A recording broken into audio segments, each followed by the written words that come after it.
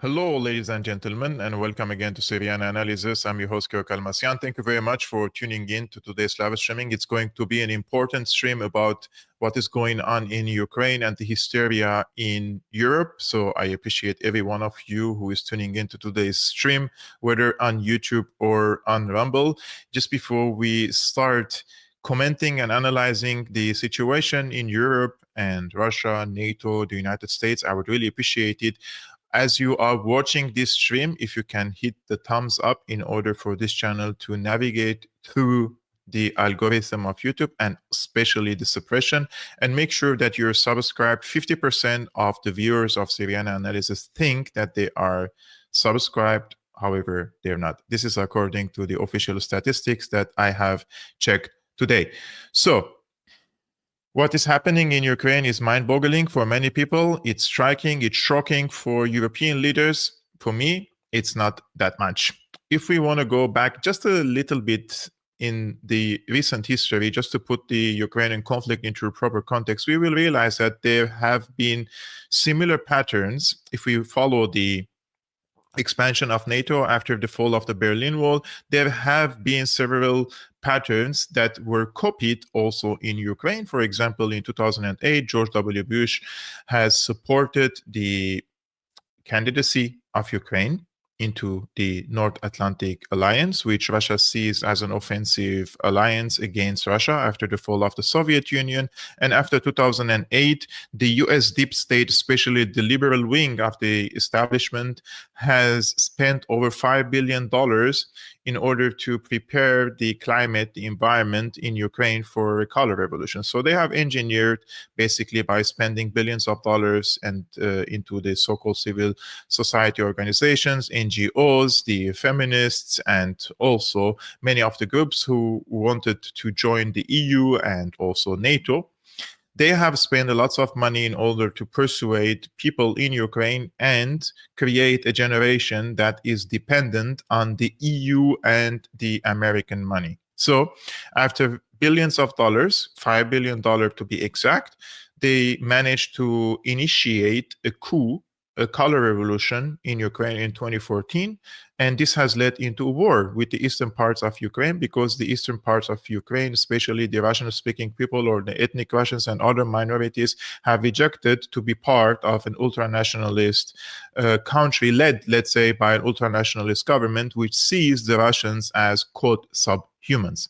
Therefore, they have rebelled. Some people say it's a separatist movement, call it whatever you want, but those were, let's say, the anti-Kiev forces in Ukraine. They were backed by Russia, and a war erupted. Ukrainian government, ultranationalists attacked eastern part, and they have killed thousands of civilians on the eastern part of Ukraine. And this event led into another development in 2022.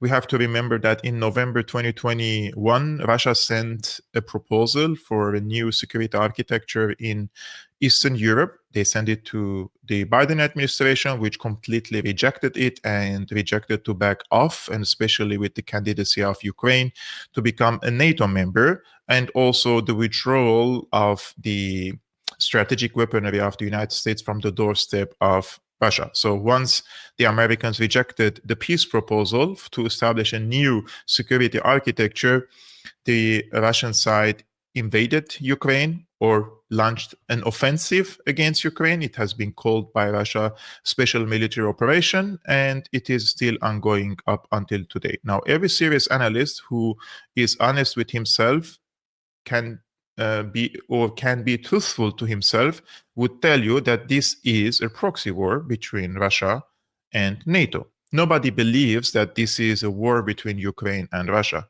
Everybody with the conscious, or somebody who is not propagandized, would tell you this is a proxy war and Ukraine is nothing but a pawn or a cannon fodder, an army that the Western governments, or some of them, can use in order to kill Russians or to weaken Russia. And how many times an American official has to come to public and explicitly say that this is the best investment ever for the United States, because now they can kill Russians and without putting any American soldiers into jeopardy or into war zone. For example, Lindsey Graham said several times, this is the best investment ever. Russians are dying and Americans are not dying. But what he doesn't really tell to the public is how many Ukrainians have died, right? The numbers are how many? 1 million Ukrainians at this point. So it's also important to note that every serious geopolitical analyst or an observer would tell you, or should tell you since the beginning, that Ukraine cannot win this war. I mean, logically, mathematically, militarily, economically, and in every aspect, Ukraine cannot win this war unless, of course, the NATO countries would intervene directly on the side of Ukraine. And the intervention of the NATO countries on the side of Ukraine means automatically a World War III and a nuclear exchange between both sides. So what is the truth of this, right? Why would these analysts tell us that Ukraine will not only prevail this war, but it will emerge victorious, without really defining what is victory for Ukraine? Victory for Ukraine, if you ask me, means the disintegration of the Russian Federation, means the humiliating defeat of Russia, a regime change in Moscow, which also means basically, before we reach to that point, a nuclear exchange again between NATO countries and Russia. So under such circumstances, I believed that it is impossible for Ukraine to win this war without a direct NATO intervention. And we always raise the question, will NATO countries intervene directly? And are they ready to do it? And I mean, there are some psychopaths who were encouraging this scenario.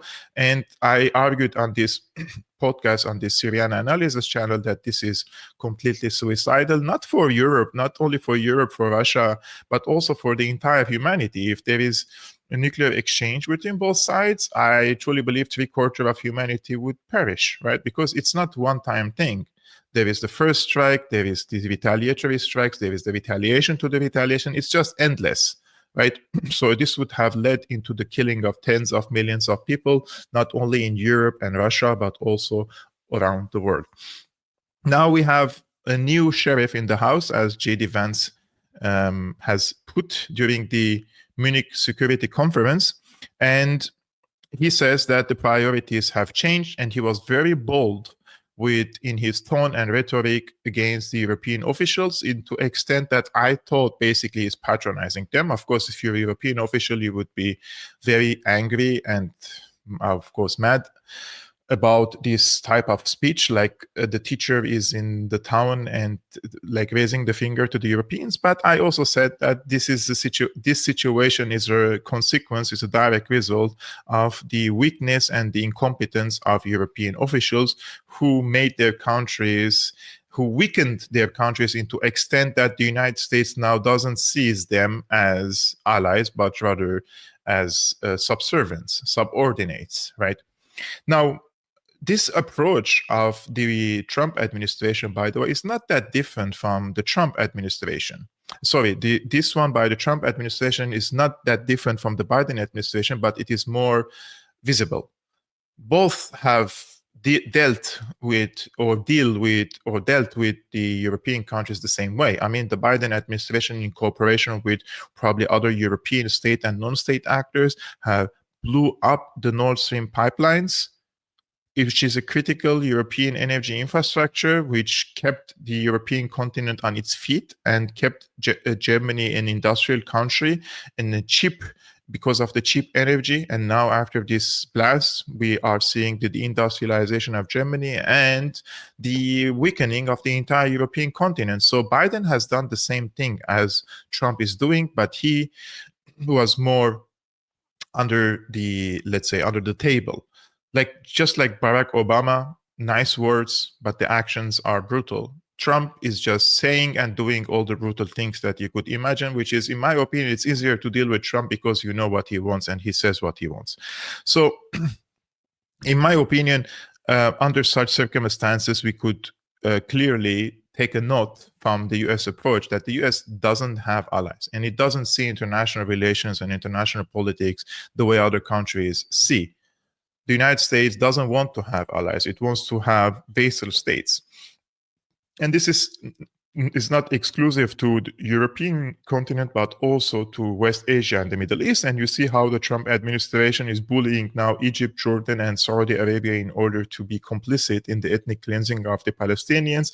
And he's threatening them with cutting military aid or financial support or with tariffs, of course, unless they participate in the ethnic cleansing of the Palestinians. So it's the same. All these countries thought that they are allies of the US, but it turned out the US doesn't have allies. In fact, it is, as I think this is attributed to, I forgot his name. However, now it is dangerous. It might be dangerous to be America's friend, but it is completely fatal to be America's ally. This is, I think, the best quote that could summarize this situation. I want to put this conflict into proper context before we move in to today's news, and that is Keir Starmer, which is very unpopular and hated by the British people. He says basically that he's ready to send troops to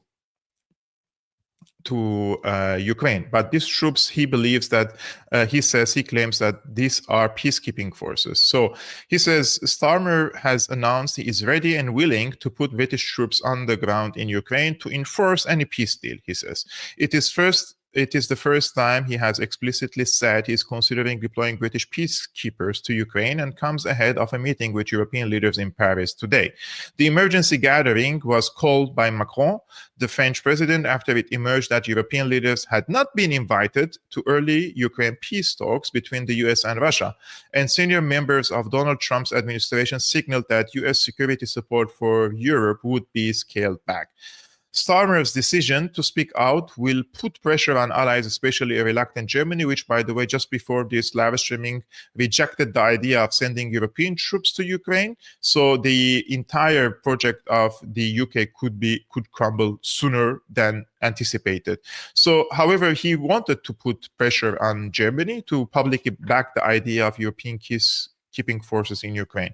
So Starmer also suggested Britain could play a unique role as a bridge between Europe and the US in the Ukraine peace process. The foreign ministers of Russia and the US will meet again today in Saudi Arabia to kick off talks over peace agreement. Ukraine has not been invited to the negotiating table, and Starmer warned against cutting Kiev out of the talks, likening it to the US decision to cut the Afghan government out of negotiations over the chaotic withdrawal from Afghanistan. So exactly what a European-led peacekeeping forces in Ukraine would look like, it remains unclear.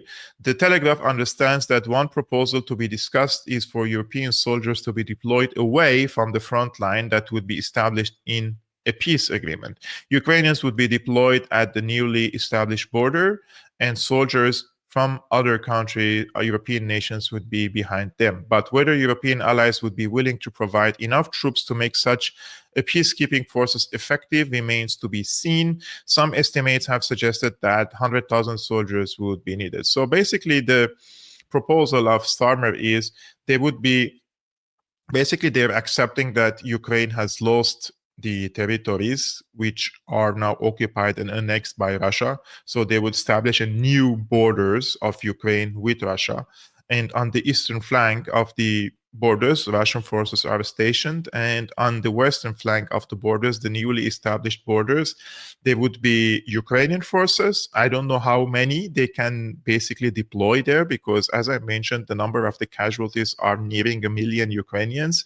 So do they really have a manpower and the willingness to keep on a high alert situation there without a peace agreement with Russia, which could ease the tensions on the borders? And behind them, there would be European troops. Now, 100,000 troops is a lot. Now, the Baltic countries are very small, and their armies, they can't send more than a few hundred soldiers, right?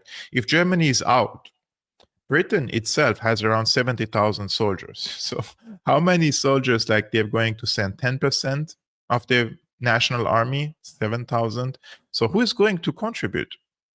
Which country in Europe is ready to send tens of thousands of soldiers to Ukraine? This is illogical without the participation of Germany, the United States, entire NATO alliance, right? And the other thing is, will Russia accept the presence of European troops? Will Russia see these troops as non-offensive forces or for friendly forces, right? I don't think that is the case. And I don't think that the Brits can manipulate the Russians by saying those are non-NATO troops and those are peacekeeping forces. Nobody would believe it because the British intelligence and the military have been engaged directly in this conflict through different ways, like sending arms, training, and even operating different military installations and hardwares belonging to the Ukrainian armed forces, and even firing, like British operatives fired missiles, long-range ATACMS on Russia. So I don't think this will fly by the Russians. I don't think they will accept it. And there is one more thing that is very important, and that is the real condition in the UK Army, in the British Army. This is a thread posted by New Rules Geopolitics, and he's ridiculing the Starmer's, let's say, idea of sending troops to peacekeeping, so-called troops to Ukraine.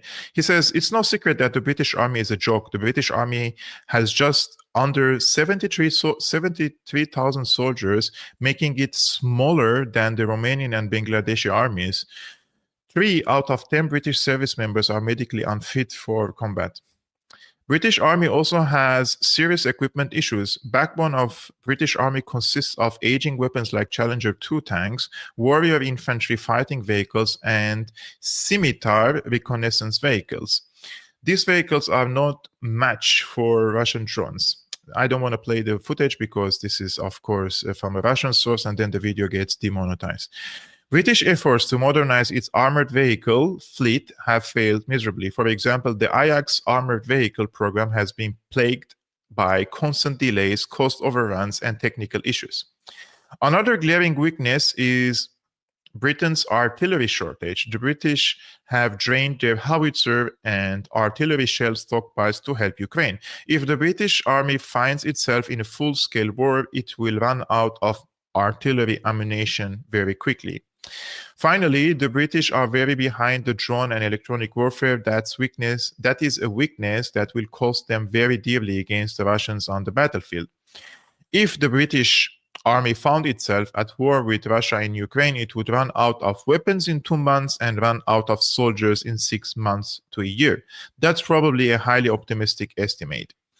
Final observation, in addition to pathetic military, Britain has also an extremely weak economy and unpopular government. Are you sure you want to pick a fight with a Russian bear?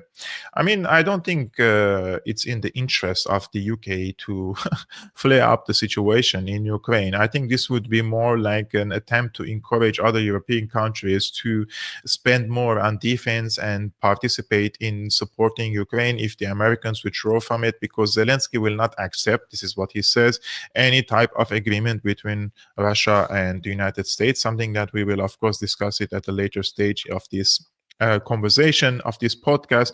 But I've seen many British people on X criticizing Starmer, and none of these comments that I've seen believe that this is a peacekeeping forces. They say this is a direct provocation against Russia. Many other British people also said that, look, Trump and Putin at least trying to work toward peace for Europe, and Starmer is giving up for escalation. And they're also saying like this is beyond reckless. British troops could not end up in direct conflict with Russia. Starmer is playing globalist lapdog while ignoring the crisis at home. No one voted for this. Who is really pulling the strings, etc., etc. Those are all from British accounts. But as I said, like without German participation, probably French and other strong countries, it is also impossible for the Brits to play alone in this, right? But even Germany, in this case, it has a really difficult military situation in their own country. And this is coming our German friend Chris, who follows Syriana Analysis, and I translated this here. He says the disarmament was understandable and rational after the end of the Cold War, but they overdid it.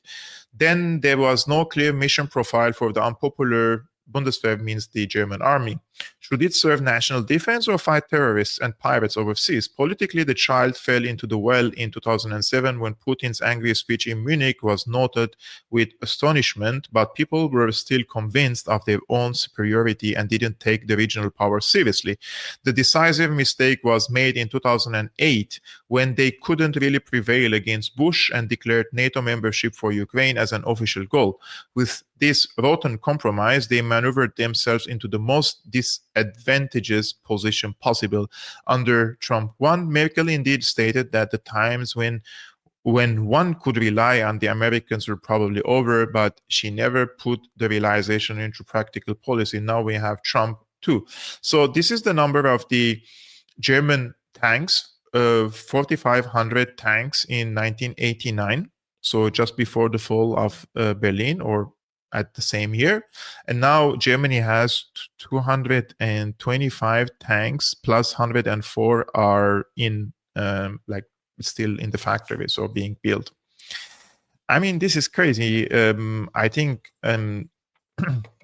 if you believe in the realist approach, if you're a decision maker in the United States or in Russia and you see the situation in Europe, I think it's very difficult for superpowers to accept less powerful powers to be on a negotiation table if they cannot impose new realities in Ukraine. What could the Europeans do? What could Brits do? What could the Germans do in Ukraine? Are they able to support Ukraine as long as it takes? Are they able to give enough military assistance to Ukraine for Ukraine to prevail and win against Russia? No, they're unable to achieve these goals, let's say, in Ukraine. And without the United States, direct participation of the United States, it is near impossible for the Europeans to fill the vacuum. So if the Americans withdraw, then I don't think there is any hope for the Europeans to fill this vacuum. Just give me 1 second.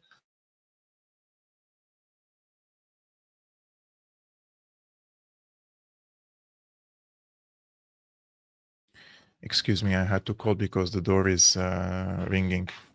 So, as we said, Europeans alone cannot do it. So the Americans are also proposing in this case that the so-called peacekeeping forces could include troops from Brazil and China. And Washington believes that peace will be stronger if there are not only Western troops on the demarcation line.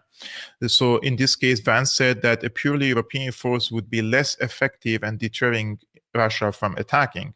So I really don't know if the Russians would accept, I don't know, troops from Brazil. Maybe they are neutral. Yes, maybe Chinese could be neutral. But are these countries ready to send troops? Because we're speaking of 100,000 soldiers. How many soldiers can China contribute? Are they willing to contribute? The same goes for Brazil, probably other BRICS countries.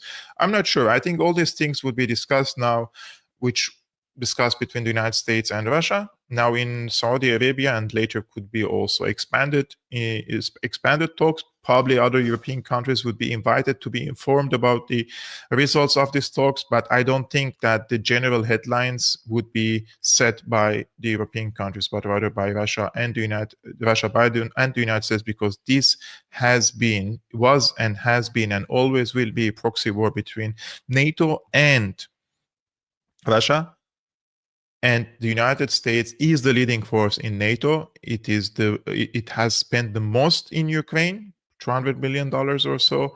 Compared to the Europeans, it's nothing. So the Americans had always been the most active and engaged in this conflict, and they have invested the most in this conflict. And now they want to get the benefits from this war, but through negotiation, and throw the Europeans away from it. Basically, they squeezed Ukraine, and they have drained the resources of Europe.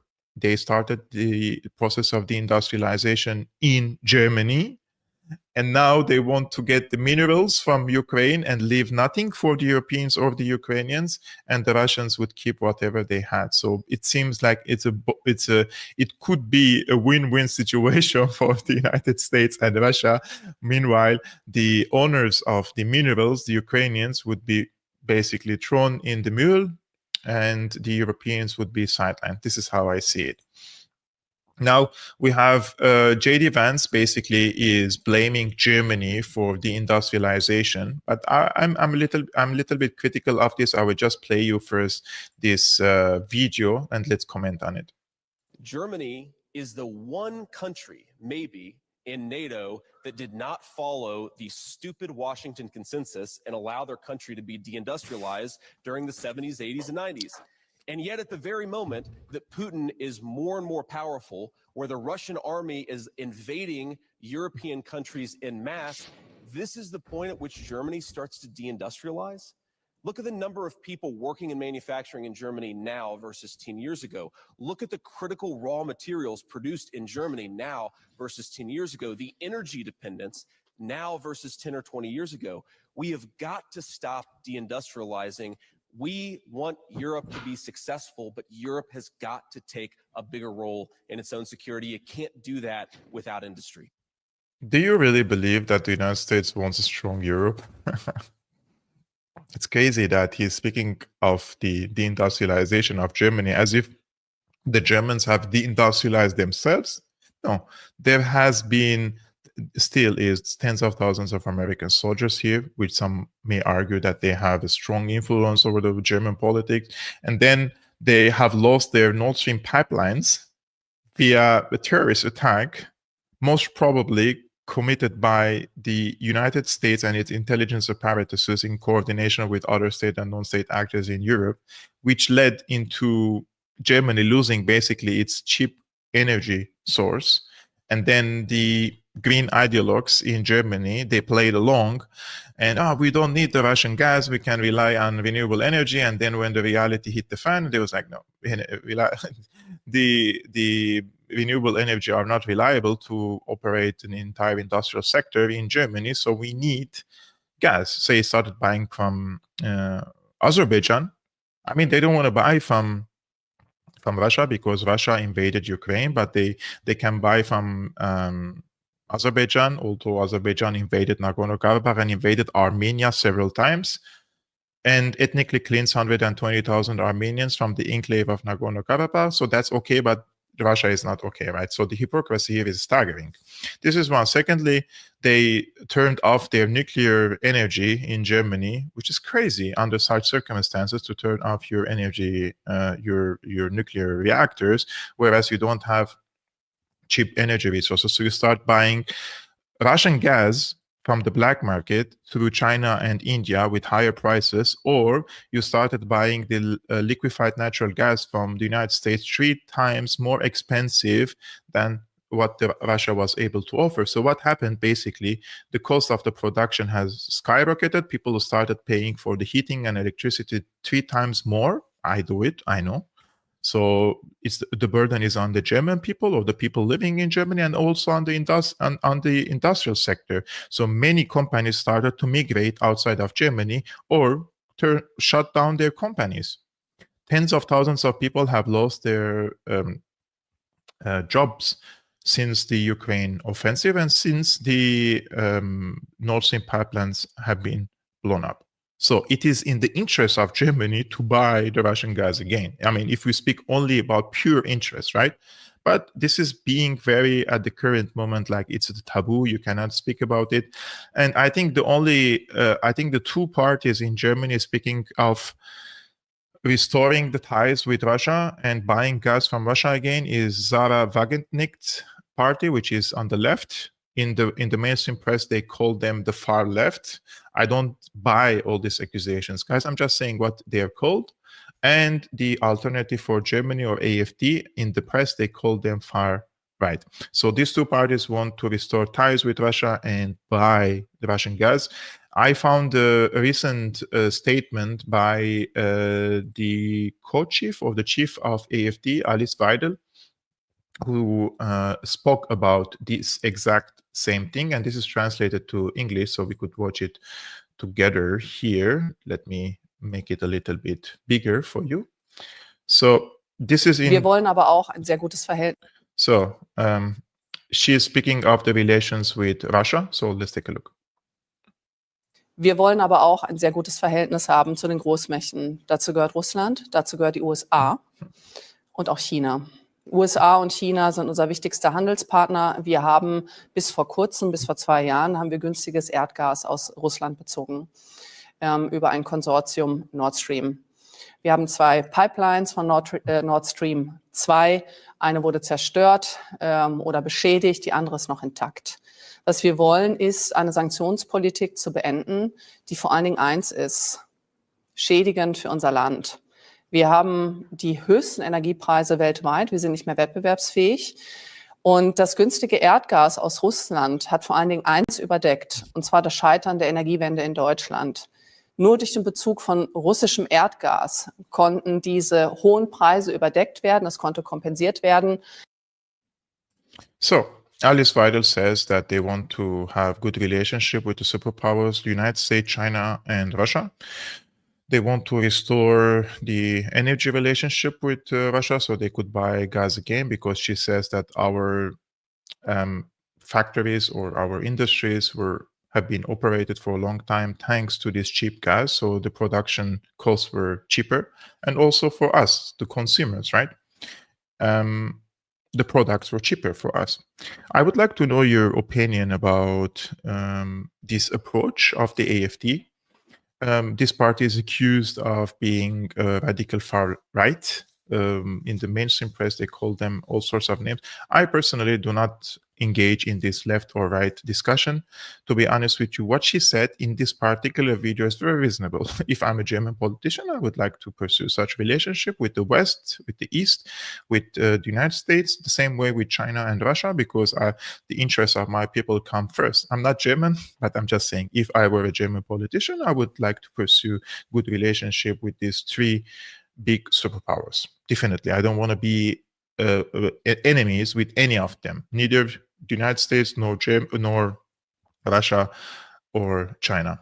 I would benefit from their technological advancement. I can also offer a lot if I can restore my industrial sector once again, because Germany is a very important industrial country. But at the current moment, it's of course, let's say, it's no longer doesn't enjoy the same economic might as it used to be because of this Nord Stream and the Ukraine policy. So, okay.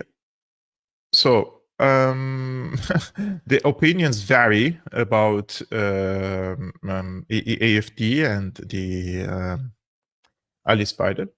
We will see. I think the elections are in 5 days or in 4 days here in Germany. And it seems that the AfD will come in the 2nd place. It seems CDU and CSU, the former Merkel's party, will win these elections, probably with 28, 29%, or even a little bit less. And then you have AfD probably will receive between 20, 22%. But the CDU says they will never cooperate with the AfD. I don't know what's going to happen. But if CDU wins and they include the SPD, the Social Democrats, and the Greens, and the Free Democratic Party again in a coalition, then nothing will change in the country, right? And the people really won't change here. And I'm not saying that Alternative for Germany is the change or is the alternative, but the people won't change. You can notice it everywhere. People have become less passive in politics, and they are engaging more in critique of the current government, and they won't change. Especially on the economic level, people have had enough of sending billions abroad. The other day I was reading an article that tens of billions of euros per year Germany sends it abroad in development aid, in different countries, in Ukraine, etc., which is crazy if you see the current situation here and how much we're paying for basic groceries. Like, you go to a restaurant, you pay 20% taxes for a restaurant. What kind of madness is that? And also for our income taxes, it's very, very high, by the way. It's crazy high, and it's unpleasant for ordinary Germans. So people won't change because of this. And also there is a security situation in Germany, which is also not the best, let's say. And there are regular problems in Germany about security, knife attacks, etc. So the people also are concerned about the security. So let's see, in 4 days, when the elections happen, we could also cover that. So we have a new video and an article to show you. and our friend Arnaud Bertrand, he has posted a brilliant analysis about this. But first, we're going to show you the video which belongs to Case Kellogg. He is Trump's special envoy for Ukraine and Russia. He confirmed that Europe will not have a seat at the table in the negotiations to end the war. When asked at the Munich Security Conference, can you assure this audience that Ukrainians will be at the table and Europeans will be at the table, his response was, the answer to the last question is no. Like by last question, he meant whether Europeans will be at the table. He was very clear, though, that he still expected Europeans to provide security guarantees and abide by the deal. So he expects them to accept the deal, abide by the security guarantees, but he doesn't want them to be present on the negotiation table. Take a look. You also heard loud and clear that the Europeans need to be at the table and that Ukrainians need to be at the table. And you described a parallel structure. You have a Russia file talking to the Russians and you're talking to the Ukrainians. Isn't this cutting the Ukrainians out of the real negotiations? The fulcrum seems to be the Trump administration with these two things going in parallel. Can you assure this audience that Ukrainians will be at the table and Europeans will be at the table? Oh, well, you just changed the whole dynamic. Victor, thanks for having us today. I appreciate it. The answer to that last question, just as you framed it, the answer is no. So the Europeans who have provided as much or more support than the Americans in this process, you don't think should be at the table directly. You think it should be two protagonists. I said I'm a school of realism. I think that's not going to happen. But I said that's one of the reasons I'm here talking to people. One of the reasons we're going out, we're doing it, to making sure that their positions are well known, that when we go into these positions, they're well stated. Now, that may be great, like fingers on a chalkboard. That may grate a little bit, but I'm telling you something that's really quite honest. President Trump inherited this war of 3 years ago. Okay, his desire, purpose is to make sure this war stops.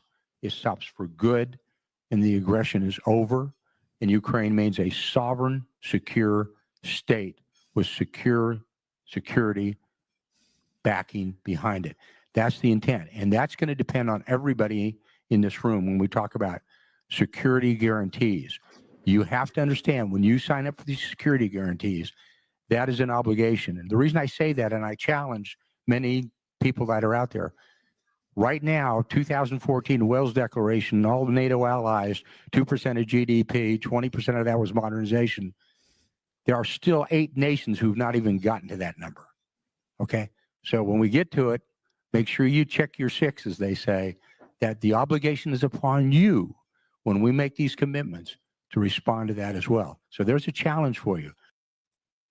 Wow. So he says he's a realist and he's expecting from the Europeans not only to sign on the deal, the possible deal, potential deal with Russia, but to be obliged to commit themselves to this deal, completely excluding the Europeans from this case. But our friend Bernard has made a brilliant analysis here, which I would like to share with you. I think he's very, very correct on this. I just want to zoom in a little bit for this to be a little bit more clear for you to see. He says, to sum up, the US position is that Europe should stay out of negotiations that will fundamentally affect their security architecture, yet bear the primary responsibility and cost for negotiations outcome.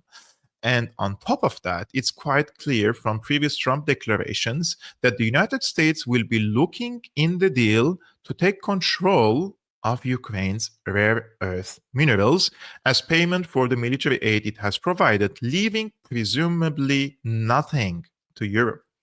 It goes through, this would possibly be unprecedented in European history. Never before, to my knowledge, has Europe's security architecture has been redrawn without any European power at the table. However, the blame lies almost entirely on us, Europeans, or more precisely on our immensely incompetent leaders. It's crystal clear that Russia won in Ukraine despite all of NATO's efforts, and as such, the United States very much risked coming out of it looking like the loser that it objectively is.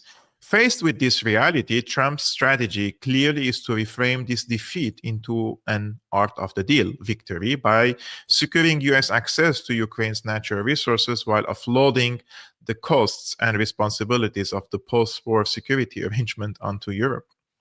So what could Europe do? This is at least he's also offering a solution. After all, it is true that they have very little leverage, mainly due to the fact that they are protected by the very power that decided to put them on the menu instead at the table. One idea could be to out-Trump Trump and to angle for a deal where the US, not Europe, ends up the loser. They could, for instance, finally tell the truth about what led to the war in the first place, namely NATO expansion pushed by the United States, as well as the US-led coup in Ukraine in 2014, and dissociate themselves from this, just the way Trump is very conveniently trying to dissociate himself from his own country's previous policies. That could make it clear that they reject any deal that gives the United States access to any Ukraine's resources and signal to Russia that they are open to a different kind of security architecture in Europe, one that doesn't rely on US leadership or NATO. After all, if Trump can say he will make deals with Putin, why couldn't Europe do the same? They could also reach out to China, which has already made it clear that it opposed the deal in Ukraine without Europe at the table, and which is anyhow much better positioned to negotiate with Russia than Trump is. We could end up with a Europe freed from American tutelage for the first time since 1945, establishing a new multipolar equilibrium with China and Russia, turning Trump's attempt to exclude Europe into the very catalyst that finally enables European strategic autonomy.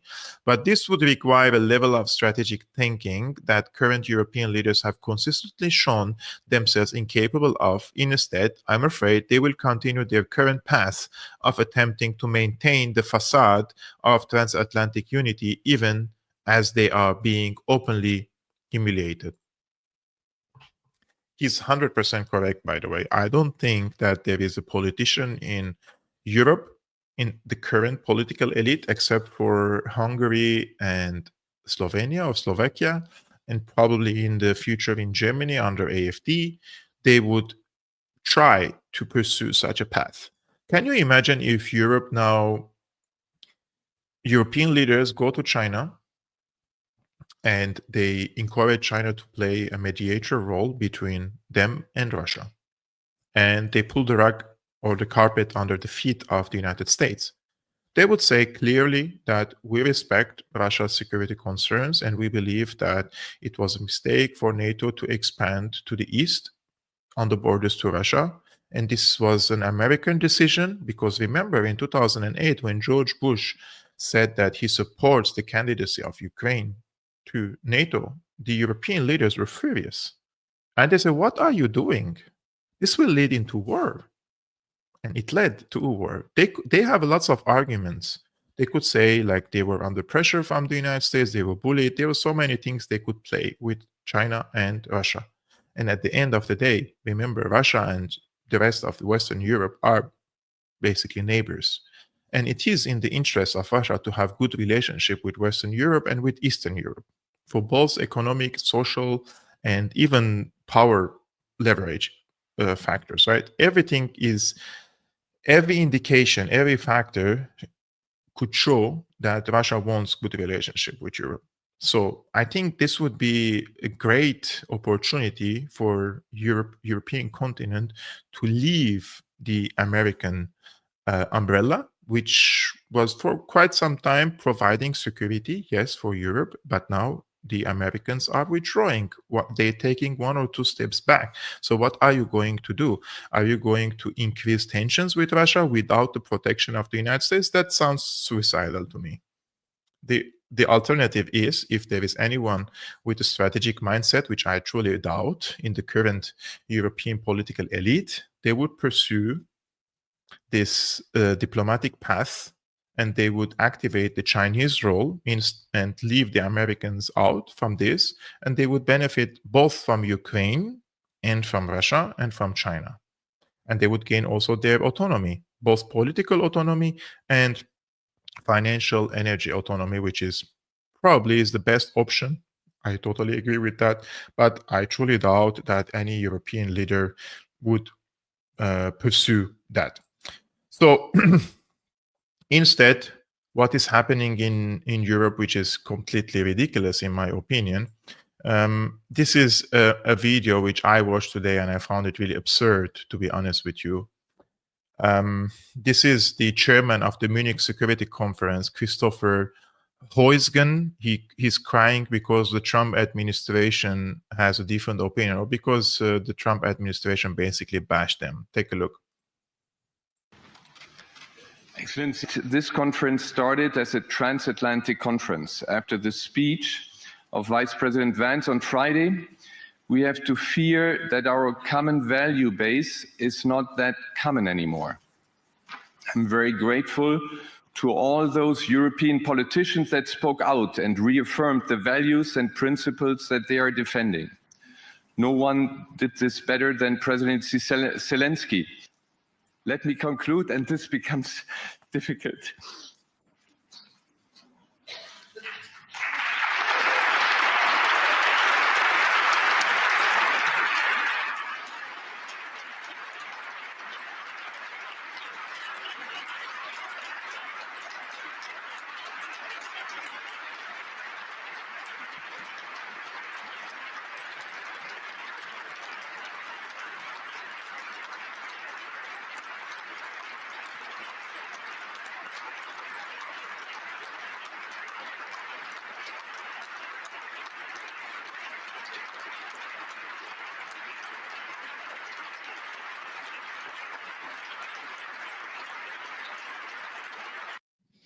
I don't know why are they applauding him. Europe needs leadership. Europe needs someone who is not only strong in the mind, he's strong in his vision, strong in his how he can build a future for Europe, not only for Germany, because the Germany's future impacts the future of the European continent. A prosper and developed Germany, a functional economy in Germany reflects positively on the rest of Europe. You cannot really build a future with baby cries and hugs and people are applauding him for what exactly, truly. Like, you disagree with the United States? I also disagree with the United States all the time, usually 99% of the time. What I'm saying is here, Europe should have its independent vision, and he could have offered something instead of shedding tears here, right? It's crazy, in my opinion, where the European leadership has sinken, basically, or sank into, right?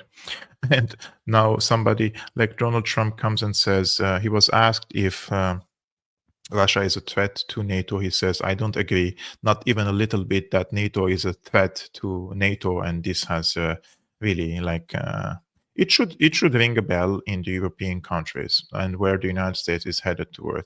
We have, as I shown you before, the US envoy to Ukraine and Russia.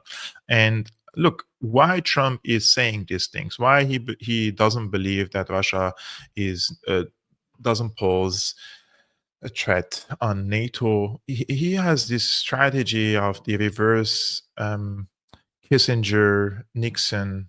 It's a reverse Kissinger-Nixon strategy, right? In the 70s, Kissinger and Nixon, they have turned the Soviet Union and China against each other, basically China against the Soviet Union. They have created a rift in the East between these two countries so that these two strong powers could engage in acts of hostilities against each other instead of them focusing on the enemy. Their enemy back then was the United States, right? And similar things happened in the 80s between Iran and Iraq. This turning neighbors against each other is a typical US policy approach. And they were successful in the 70s between China and communist Soviet Union back then, right? So they want to copy this, but this time to separate Russia from China, right? They want to install this idea in the minds of the Russian leadership that China is a threat, like being over reliant or dependent on China is a dangerous path, and China will, at the end of the day, swallow the Russian aspirations. So you can come back to us. We could include you into the G7 economic bloc. You should abandon the BRICS economic forum, and you should abandon your strategic relationship with China, with Iran, with North Korea. You're part of the West, you're European, etc., etc. All these things they're trying to do with Russia. And this has been explained clearly, by the way, by the Trump envoy to Ukraine and to Russia. And I will show you this video just for you also to know that this is the strategy of the United States. Let's take a look. What concessions will Putin have to make? Well, to me, there's going to have to be things like territorial concessions as well. Okay, some of it is unrealistic to expect where you'd want to go to, but it's territorial. It's some territorial. It could be the engagement of refusing to use force, renouncement of the use of force into the future. From a political side, he's not going to downsize his military forces. Hopefully, get rid of. What we're going to try to do is basically force him into actions. What you want to do is force him to actions maybe he's uncomfortable with. What I mean by that is an example. Right now is what we're going to do is try to break this alliance that he currently has. He's got an alliance around with North Korea that wasn't there before. He's got an alliance with Iran that wasn't there before. He's got an alliance with China that wasn't there before, meaning 4 years ago before. But let me. What concessions will Putin have to make? So basically, what's happening is very clear in this case. This is the special envoy of Trump he to Ukraine and Russia. He says that he will try to force Putin to break alliance with North Korea, China, Iran as part of the Ukraine ceasefire deal. What concessions will Putin have to make? Force him into actions he won't want to do. Break his alliance with North Korea, Iran, and China. Levan Gudadze says either this guy is engaged in high-level trolling or he has no idea what he is talking about, being very mistaken that anyone or anything will force Russia to turn its back on those who stood side by side with her in difficult times. One way or another, the sooner Russia's enemies realize that they have lost and it is time for them to kneel, ask for forgiveness, and pray, the better for themselves and for the whole world, which is very tired of the disgusting so-called elite of the West and their puppets, and is ready to tear them all to shreds. I don't think that this is also the solution for the West to kneel in front of Russia and to be humiliated. Probably it's not even in the Russian interest to give the impression that the Europeans or the Americans have been humiliated or defeated into this extent, because then why would you deal with them? Why would you strike a deal if the other side is completely humiliated and defeated, right? I don't think that's the rational way of dealing with this case. So we have this week also, after all these developments, the president of Ukraine, Zelensky, by the way, his tenure is over, but he's still on, he insists to be the president of Ukraine. He says, I will never accept any decision between the United States and Russia about Ukraine, never. That President Trump said this week. He did not say yes when he was asked if he sees Ukraine as an equal member in the peace process. He did say later that Ukraine would have a seat at the table. Have you been given any assurances that Ukraine will have an equal seat at the negotiating table? So I will never accept any decisions between the United States and Russia about Ukraine. Never. And our people, never. And our adults and children and everybody. It can't be so. This is the war in Ukraine against us, and it's our human losses.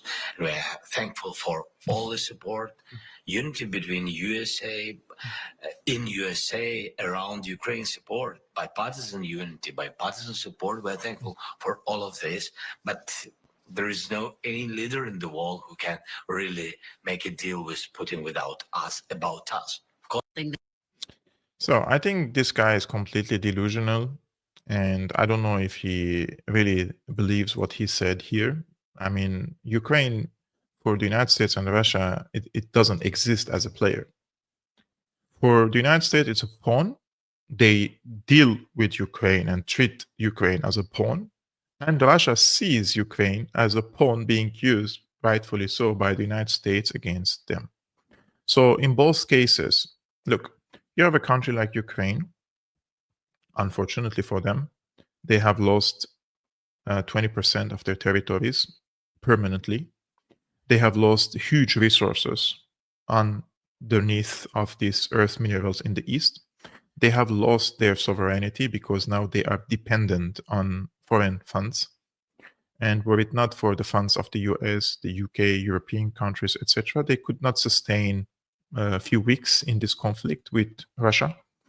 So basically, even the pensions are being paid by the taxpayer money of the Europeans and the Americans, the salaries of the employees, etc., etc., etc. So everything, every pillar of the state of Ukraine is dependent on foreign funds.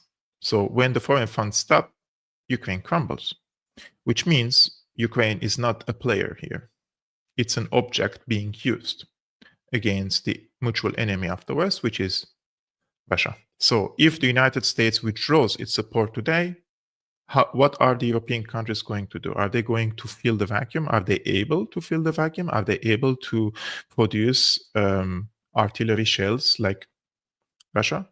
The entire NATO countries cannot match the production of Russia. Russia produces 3 times more than the entire NATO countries. So in this case, if the United States withdraws, which is the strongest partner of NATO alliance, from supporting Ukraine, what is going to happen?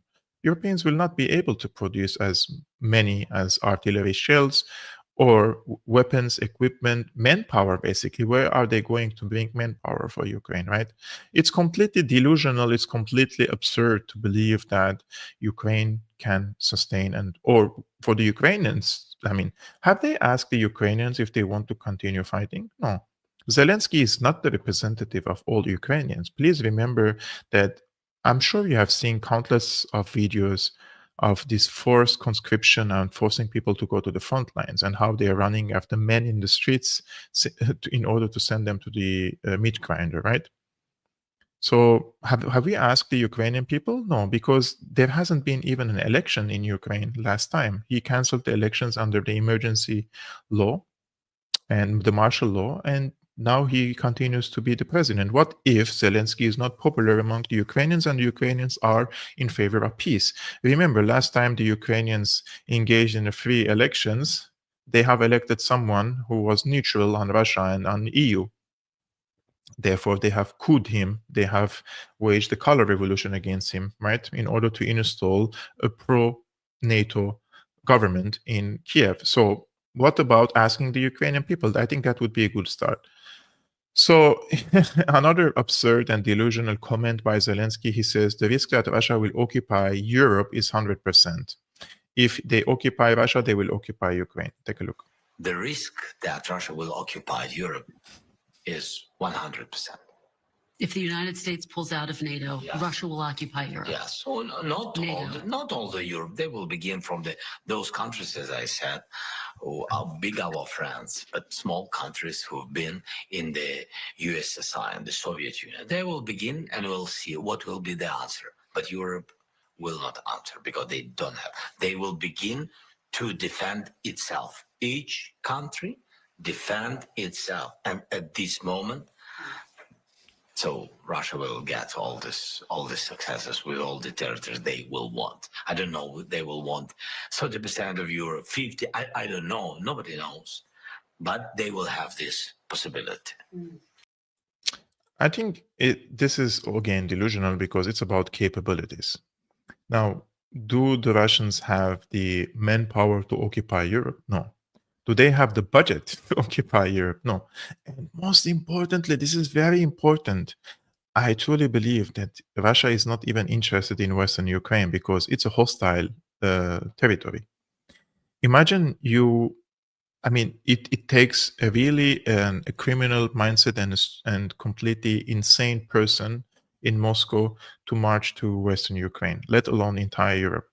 The entire mood in Finland, Baltic countries, Western Ukraine, Poland are anti-Russian. Can you imagine if Russia invades these countries, what would happen? This would be the end of the Russian Federation. Even if there is someone insane in Russia, there would be a huge backlash and a huge resistance against the Russian people. Will not accept to live under Russian rule.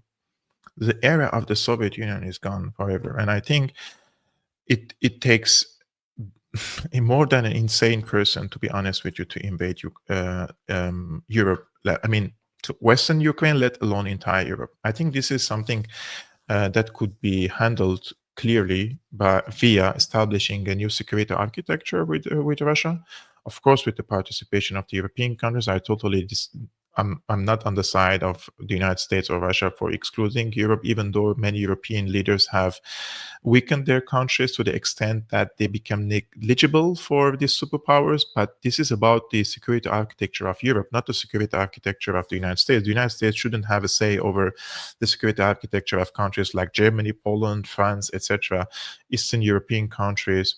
This is between Russia and the European countries. So I would definitely not want for the European countries to be excluded, although I understand from the realist point of view, why would they invite them, right? I see both points in this case. So I will just show you last map, which is being circulated by pro-Ukrainian accounts. They say that this is the map which is supposed to be the map of control over Ukraine under the Trump Putin agreement, which they claim that the entire Donbass, Zaporozhye till Odessa and Crimea would be occupied by Russia. So this would be Kiev, as you see. So this is the river here. I truly don't know if this is possible as well. If Russia occupies Odessa, this would be the end of Ukraine, because they would be, as you see, deadlocked, and they would have no access to the Black Sea, and Russia would emerge as a superpower. If this happens, Russia would be officially a superpower. So I truly don't know if this is practical, is this happening, and this would be really disastrous for Ukraine and the Ukrainian people, just being very honest with you. So guys, what do you think about this case? And do you think that the United States and Russia can impose a new security architecture on the entire European continent, including Ukraine and the rest of Western Europe? Or the Europeans would be able to sabotage these so-called peace talks? Or would they take a bold move and go to China and ask for China to mediate between them and Russia and pull the carpet under the feet of the United States and restore their ties with these emerging powers? What do you think? Is it possible? Are there any strategic minds in Europe who would pursue such a solution? Really, I'm interested in your opinion. Let me know in the comments below. And as you're watching, if you like this content, guys, this live streaming, hit the like button and check if you're subscribed. 50% of the followers of Syriana Analysis aren't subscribed, and they don't know they aren't subscribed. That would really be big help. But most importantly, if you hit the thumbs up and leave a comment, it helps me with the algorithm and the suppression of YouTube. And if you like to do more, only if you can become a patron. Patreon.com/Syriana Analysis, or there are other means in the description below. You can become a premium member, you can buy me coffee, etc., etc. You can check and see whichever one you prefer to support this independent journalistic work on Syriana Analysis. And I would like to thank every one of you for tuning in to today's live streaming. I hope you have a great week this week. I wish you peace be upon you, upon your families, and see you tomorrow. Salam.